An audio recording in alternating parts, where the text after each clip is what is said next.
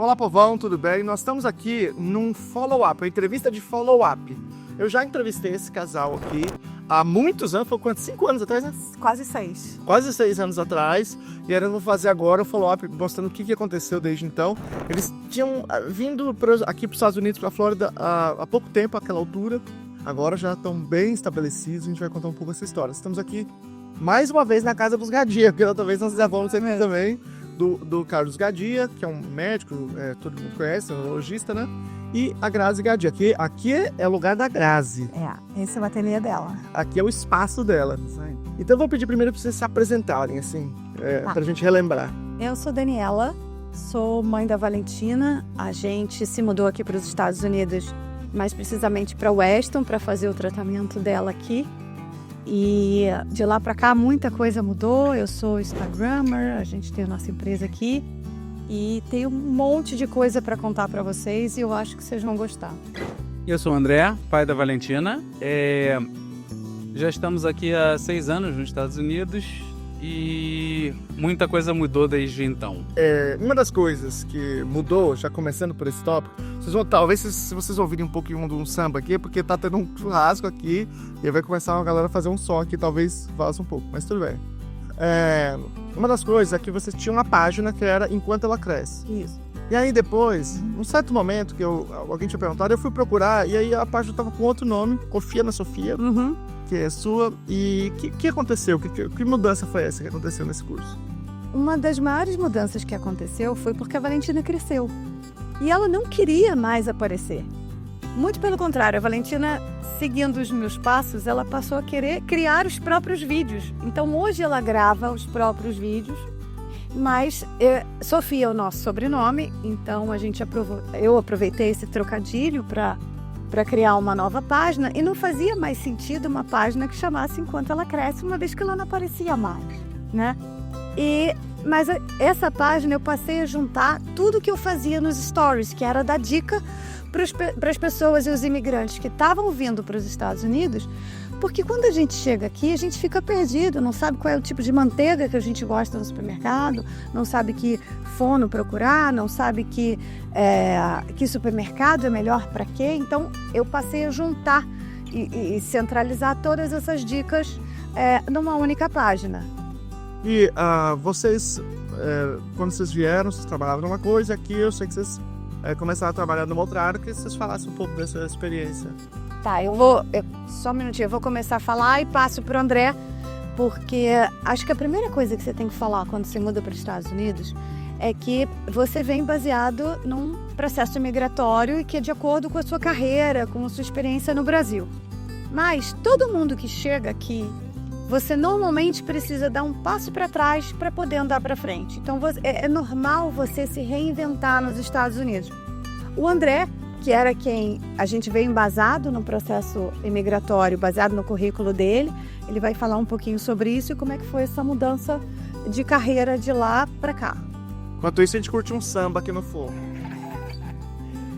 Bem, meu histórico sempre foi na área financeira, então isso facilita bastante do ponto de vista de eu consigo me recolocar no mercado aqui nos Estados Unidos com mais facilidade que um advogado que tem que refazer todo o processo de aprovação de a OAB do Brasil, você tem que fazer aqui, ou um médico que tem que fazer o CRM.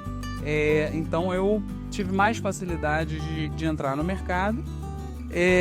Nunca é fácil. Não adianta a gente falar, a perspectiva normalmente das pessoas que veem a gente morando nos Estados Unidos falam, mudou para os Estados Unidos, está tudo fácil. Não é nem um pouco fácil. A dinâmica de vida nos Estados Unidos é muito diferente, os relacionamentos interpessoais são muito diferentes. E a gente ainda pegou pandemia. E a gente ainda, quando saíram os nossos papéis, a gente chegou junto do Covid, postergou nossos planos. Então, nesse meio tempo, a gente não estava achando empregabilidade nos Estados Unidos, a gente buscou desenvolver alguns negócios. Algumas coisas foram bem, outras coisas não foram bem, a gente descartou.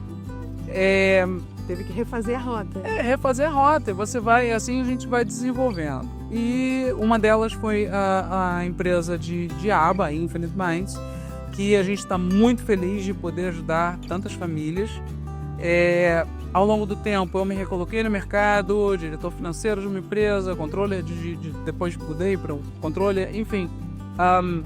Eu me recoloquei e já estou dentro do mercado de trabalho norte-americano. Então essa transição, uma transição que não é fácil, talvez as pessoas subestimem essa transição, porque a gente vem para cá sempre no espírito de turismo, adora uma Best Buy, adora um Target, e depois quando você muda para cá, você vê que isso não é a realidade. Você precisa vir com planejamento, inclusive planejamento financeiro. Principalmente. Porque até que você se recoloque, sempre aqui eles vão dar a primeira oportunidade para um outro americano. Então você precisa provar que você também é bom. E se recolocar aos poucos, dar um passo para trás para poder andar para frente. Exatamente. E muitas vezes as pessoas não querem dar esse passo para que a coisa de fato aconteça. Mas para isso, você está gastando em dólar. Você precisa ter esse planejamento estrutural, quando você começa desde lá de trás, num visto que te suporte estar aqui, num visto válido, que te permita trabalhar, te permita ter um seguro de saúde para que seu filho tenha acesso às terapias. E a partir daí você ir em busca da tua continuidade no mercado de trabalho. Sim. Deixa eu falar uma coisa para vocês, tá? Isso aqui, eles estão falando da empresa, não é publi, eu os convidei, ou seja, não estou recebendo nada, ninguém está recebendo nada, eu os convidei porque eu os conhecia e tinha feito outras entrevistas, depois que ela, inclusive, me falou que era sócia da empresa, que eu sabia que tinha essa empresa, mas eu não sabia de quem era, que era de vocês. Eu fiquei, inclusive, super feliz de ser vocês, porque vocês conhecem essa comunidade do autismo. O próprio fato de ter contato com o Gadia e com a Grazi implica em vocês estarem mais próximos desse debate, da seriedade desse debate, da necessidade de prática de previdência. Então, eu fiquei feliz. Muito obrigada. O que aconteceu? A gente veio para cá para fazer o tratamento da Valentina aqui, né? Essa foi o principal motivo e algo que de verdade nos... Uma interrupção rapidinha, porque a gente... Aliás, ele me entrevistou. Não, vi, ele é sensacional. Ele é um menino autista que estava ontem no evento, ele estava entrevistando todas as pessoas. Nós estamos aqui, né? Nós estamos em Weston agora, mas houve um evento, chama Autism Safe Journey, que foi em Fort Lauderdale, ontem e anteontem, a minha palestra foi ontem, e ele estava entrevistando, eu só não lembro, Sam. Ele estava entrevistando todos, foi muito legal, deve estar no ar. Um menino sensacional. Mas o que eu estava dizendo foi o seguinte, a gente veio para cá para fazer o tratamento da Valentina aqui. Chegamos aqui, a Valentina tinha 4 anos, e a gente se encantou com tudo que o ABA pôde proporcionar para nossa filha. A gente viu na prática todo o desenvolvimento que ela alcançou, todos os benefícios e a diferença de ter um ABA com pessoas capacitadas, um ABA com uma equipe estruturada, o quanto isso foi benéfico para nossa filha, que a gente quis multiplicar isso. E daí, para construir a nossa empresa, podendo ajudar outras famílias que estavam vindo para cá, foi muito rápido. E principalmente quando a gente fala de uma ciência, né? A gente não vai chamar de terapia, mas baseada em fatos, em evidências, em dados, em coleta de informação para criar gráficos de forma estruturada. Não tem como a gente não acreditar no ABA e achar que isso de fato vai ajudar os nossos filhos, né? Então, foi assim que nasceu o Infinite Minds, foi um conjunto de...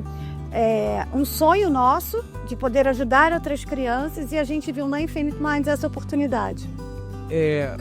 Adicionando, eu não posso avaliar como está a situação no Brasil Tudo bem.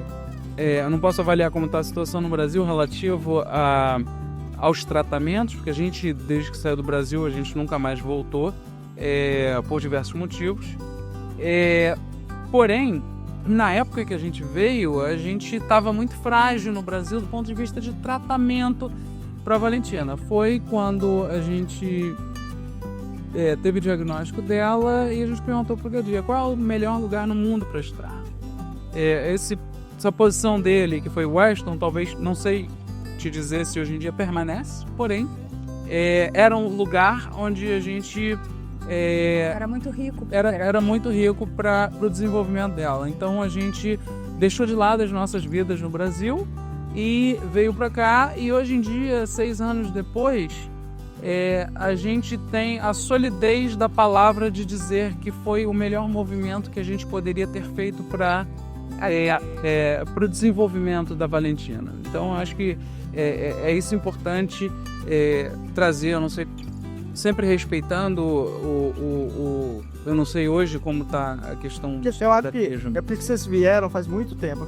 E o Rio de Janeiro realmente foi um lugar que gostaria, já mostra de onde são, né?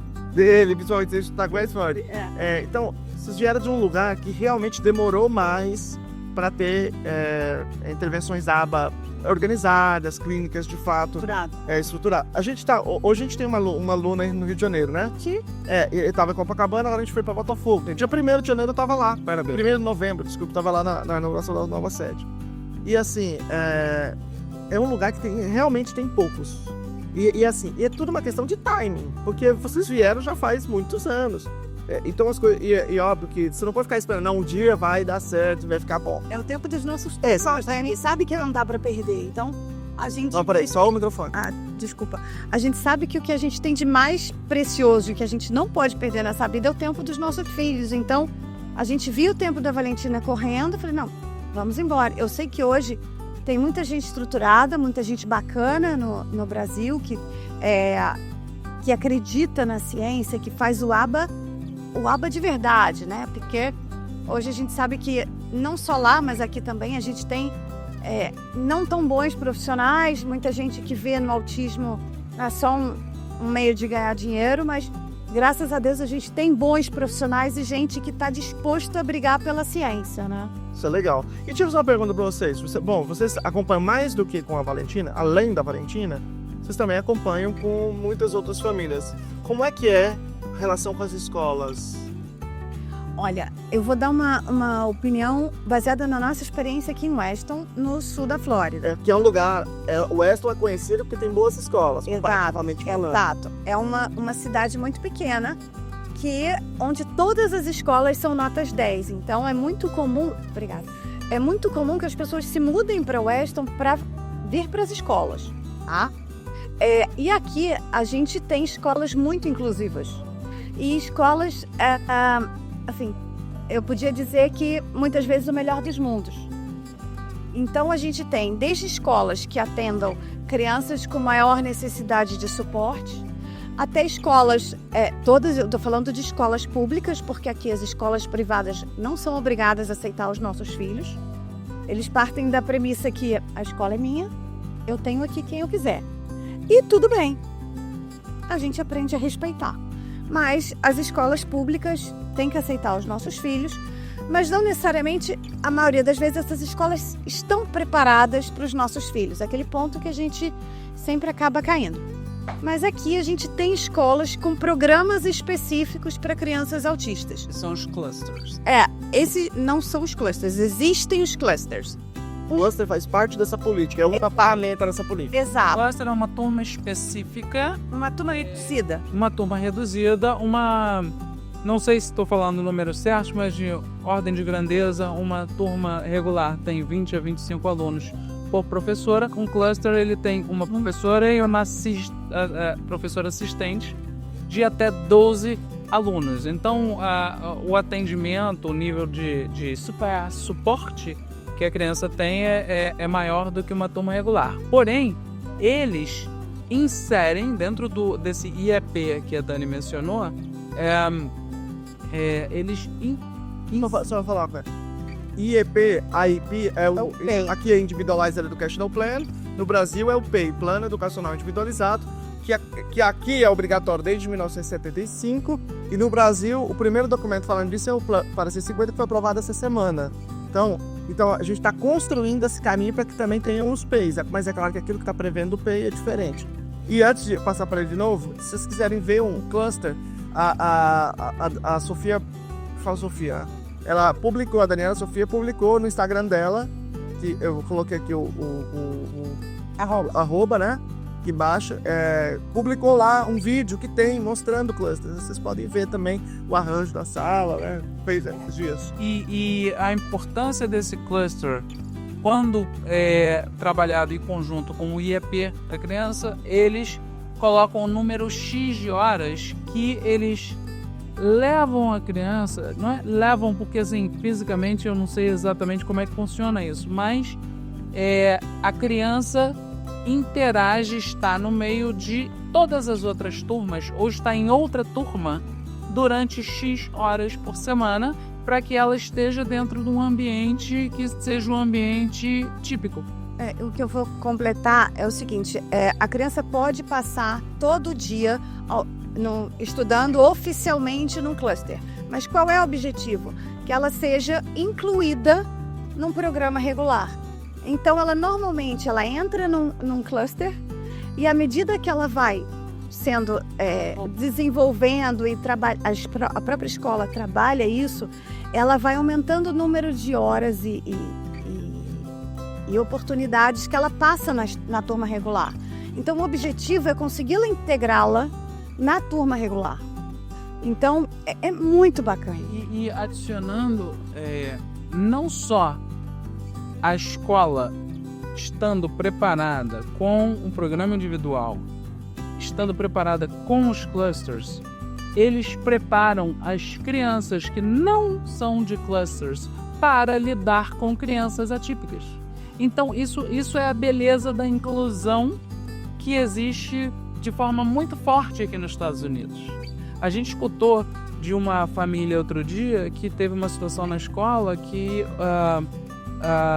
um jovem desregulou, as crianças da turma típica foram e abraçaram ele. Isso dá arrepios de escutar a atitude de crianças terem essa percepção e reagirem dessa forma relativo a um aluno atípico que ele desregulou. É muito bonito isso e isso reforça muito a direção que eu acho que a gente tem que ir. Não, eu acho que não precisa muito. A gente teve as Olimpíadas da Escola da Valentina. Eu estava lá enquanto mãe representante, né? E era a minha primeira Olimpíada nessa escola, minha primeira Olimpíada americana e tal. E eu tô vendo que as crianças estão ali se movimentando, aqui eles são muito competitivos, muito. E eu dizia, meu Deus do céu, como é que vai ser isso, né? E eu tô vendo as crianças indo, daqui a pouco é formado um pelotão e eles começaram a gritar, Gol, Valentina, gol! Eu não sabia nem que eles sabiam o nome da minha filha. A minha vontade foi parar de filmar e chorar. Porque a turma regular, as outras turmas regulares, não só sabiam o nome da minha filha, como estavam ali de verdade torcendo por ela. É tudo que a gente pode, enquanto pai, querer que aconteça. Dizer que aqui não ocorre bullying, ocorre. Pelo que a gente já aprendeu, parece que quanto menor é a necessidade de suporte da criança, mais o bullying ocorre, né? Então, diz que as crianças com menos necessidade de suporte acabam sofrendo um bullying natural na escola. E assim, isso acontece em todos os lugares. Mas aqui as crianças são preparadas para as políticas para evitar isso. Exato. Existe uma política forte de acolhimento, de poder ajudar essas crianças a serem acolhidas. Eu diria que essa questão de bullying é uma exceção. A questão é que essas exceções às vezes são mais fortes, então elas tomam um eco muito grande. Isso não representa a amostragem que a gente está falando do ponto de vista de suporte, de compaixão das crianças com as outras. Eu acho que o bullying talvez nem merecesse um ressalto nessa conversa dessa forma. entendeu? Eu acho que Muito pontual, certo? eu acho que é pontual. Porém, como essas situações pontuais nunca são bonitas, elas florescem muito, fazem muito eco. Eu diria que existe, sim, o bullying, porém isso não é uma via de regra. A via de regra é a via contrária, é a via do suporte e do acolhimento. Para famílias que estão no Brasil, que estão pensando em vir para os Estados Unidos, a gente sabe que aqui na Flórida é o destino que é mais comum para brasileiros. Aqui tem muito brasileiro, tem outros, acho que aqui e Massachusetts, Boston, os 2 lugares para lá é muito diferente. Então isso é importante as pessoas terem como a clareza sobre isso. Nos Estados Unidos é mais diferenciado entre estados do que no Brasil. Completamente. A legislação é mais federal, né? Mas quais as dicas que vocês dão, as sugestões, assim, para quem está pensando em vir para cá? Bom, olha, especificamente aqui pensando naqueles que têm filhos autistas e que estão olhando para essa dimensão. Imigração sempre de forma legal. Imigração sempre de forma legal. Isso é muito importante. Não vai Isso é fundamental. não venham ilegais. Jamais, porque você não vai poder usufruir de nenhum tipo de benefício se você não está de uma forma legalizada nos Estados Unidos. Por um visto que te dê suporte até para ter um plano de saúde que vai te cobrir a terapia. Que vai te ajudar. Deixa eu falar uma coisa importante para as pessoas. Toma cuidado com empresa de advocacia que vai te ajudar. Porque tem muita gente boa e tem muita gente ruim, como qualquer coisa. Qualquer profissão. Então, isso que ela falou, você tem a questão do visto. Certos vistos permitem certas coisas, outros vistos permitem outras coisas. Então, confere isso, acompanha vê vídeos de várias pessoas, leia, para você entender assim, o que o seu visto te permite. Porque senão você pode vir enganado. Além disso, você tem que ter um planejamento financeiro. Porque dentro dos trâmites para você vir para os Estados Unidos, você tem uma fase que você fica Sem poder sem empregabilidade aqui. Então você tem lá o seu pé de meia e você tem o gasto em dólar, né? Porque na paridade hoje está 5,7 aproximadamente. Então assim, você está gastando em dólar e você tem a sua receita. Talvez você consiga trabalhar remotamente para o Brasil, você consegue.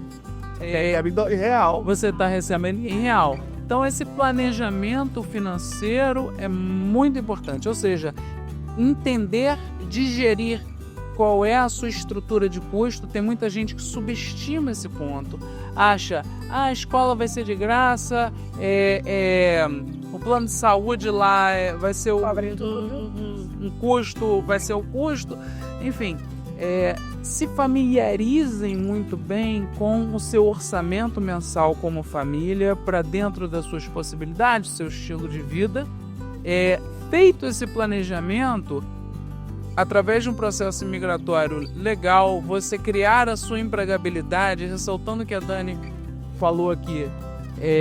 As empresas aqui não sei se não vão, pode ser que vão, mas elas não tendem a contratar uma pessoa que nunca trabalhou nos Estados Unidos direto para um cargo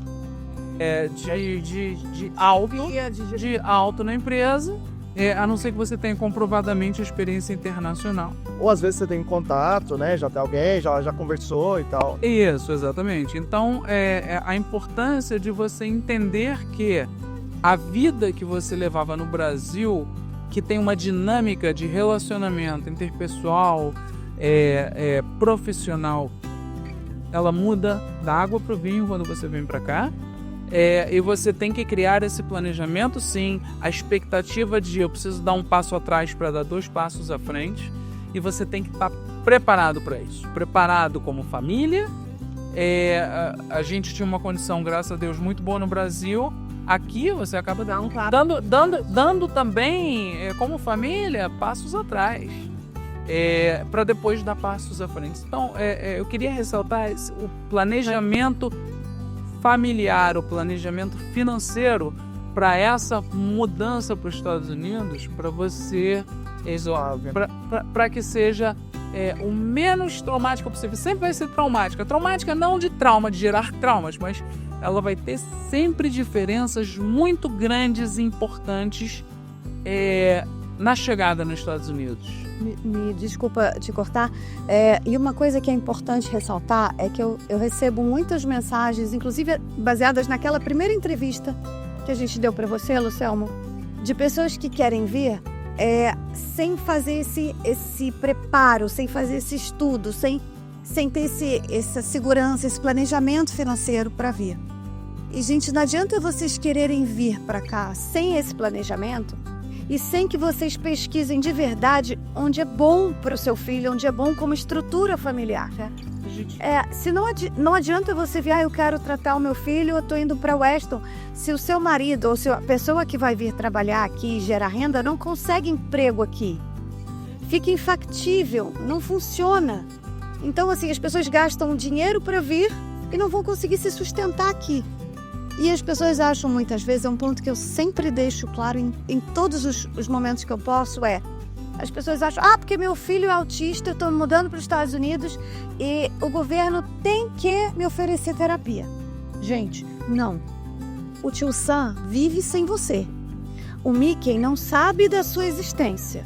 Então, assim, não é assim que funciona. Não é porque o seu filho é autista, não é porque você precisa... Ou que conseguir migrar, que você vai ter direito aos benesses de ter vivido a vida aqui, contribuído com impostos e empregabilidade nos Estados Unidos. Existe uma perspectiva, às vezes, de... Eu acompanho algumas coisas da Dani que a gente debate em casa, e algumas famílias, às vezes... acreditam, se eu entrar nos Estados Unidos, o governo vai subsidiar 100% do que precisa para o meu filho. Isso não é uma realidade.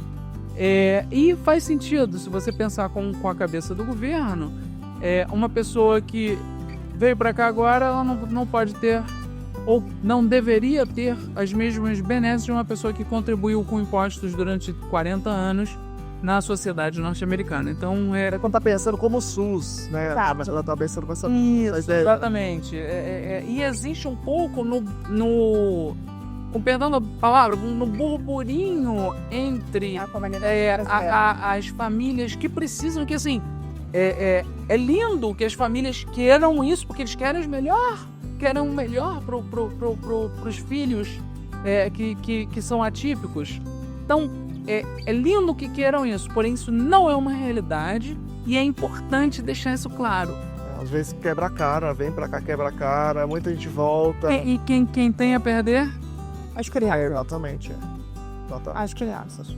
Mas, pessoal, acho que a gente conseguiu falar de algumas coisas aqui. Tem mais coisas que vocês queiram falar, mais sugestões? Aqui, se você me permite, eu gostaria, hoje... Estou montando uma empresa no Brasil que a gente consegue dar suporte para as famílias brasileiras com filhos autistas, ou as que querem vir para cá e querem realmente criar uma nova vida por aqui, ou aquelas que querem suporte no Brasil, seja um apoio em relação aos planos de saúde, como lidar com isso, como buscar uma clínica terapêutica que ajude. Parecido com o serviço de advocate aqui?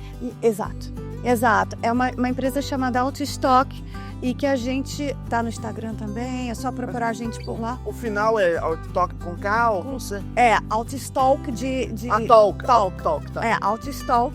E o objetivo é dar suporte de maneira geral para essas famílias e para a comunidade. Na verdade, é a gente ajudar de uma outra forma, como a gente já vem ajudando a comunidade autista, porque a gente está vendo a necessidade. Às vezes as pessoas não querem vir para cá. Elas têm uma vida estruturada no Brasil, mas elas não podem. Dependendo da sua profissão, você não consegue. Então, como é que a gente pode ajudar essas famílias que estão no Brasil? Nem todo mundo tem acesso a ter uma Luna Aba.